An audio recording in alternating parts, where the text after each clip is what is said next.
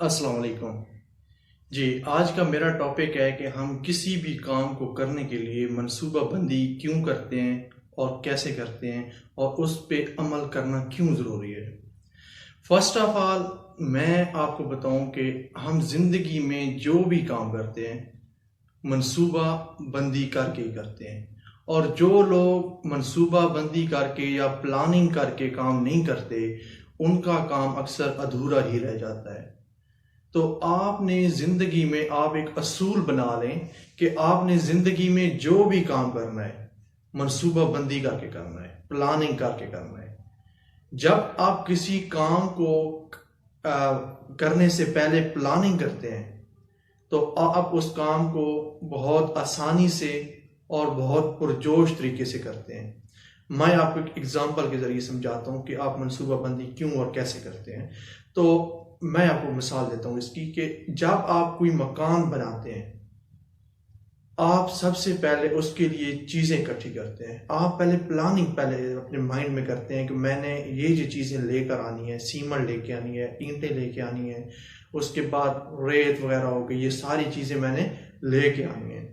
तो जब आप कोई मतलब आप मकान बनाना चाहते हैं, आप रात को उठें, सुबह उठें और सुबह मकान बनाने के लिए खड़े हो जाएं कि मैंने मकान बनाना है, तो आप यकीनी सी बात है कोई काम किसी भी तरीके से नहीं कर सकते।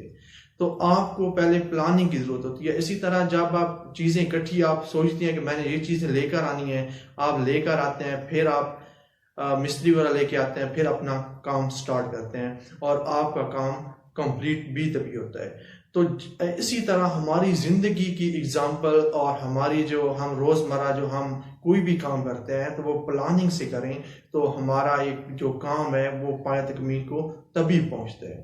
तो आपने ज़िंदगी में जो भी काम करना है उसके लिए प्लानिंग ज़रूर करनी है। प्लानिंग के बगैर आपका काम बिल्कुल सक्सेसफुल नहीं रहेगा।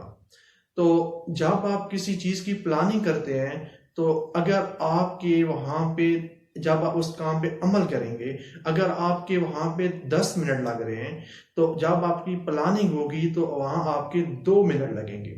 तो आपने इस चीज़ को ज़रूर देखना है कि जब आपकी प्लानिंग अच्छी होगी, जितनी प्लानिंग आपकी अच्छी होगी आपका काम करने को दिल भी करेगा और आपका काम भी बहुत अच्छे तरीके से कंप्लीट होगा।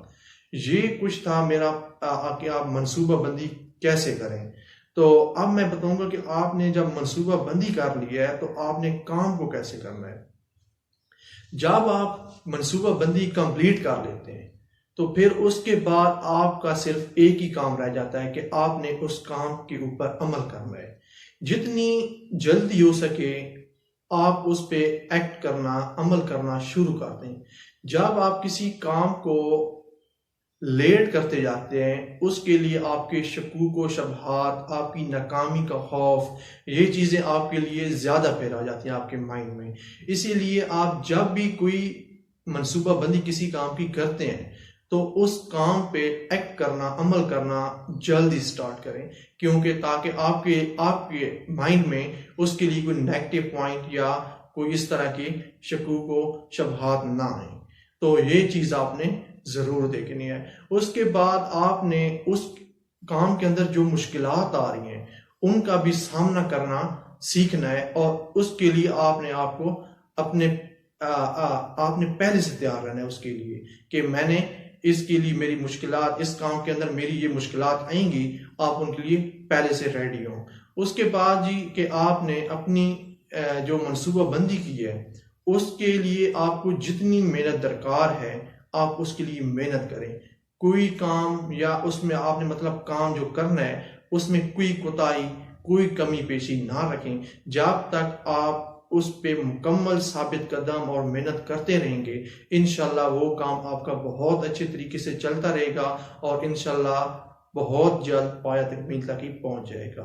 तो ये था मेरा आज का टॉपिक मनसूबा बंदी के हवाले से, और हम अपने काम को फिर उस कंप्लीट किस तरह करते हैं। तो इंशाल्लाह मैं उम्मीद करता हूँ कि ये स्पीच आपके लिए पावरफुल रहेगी। Thank you. अल्लाह हाफिज़।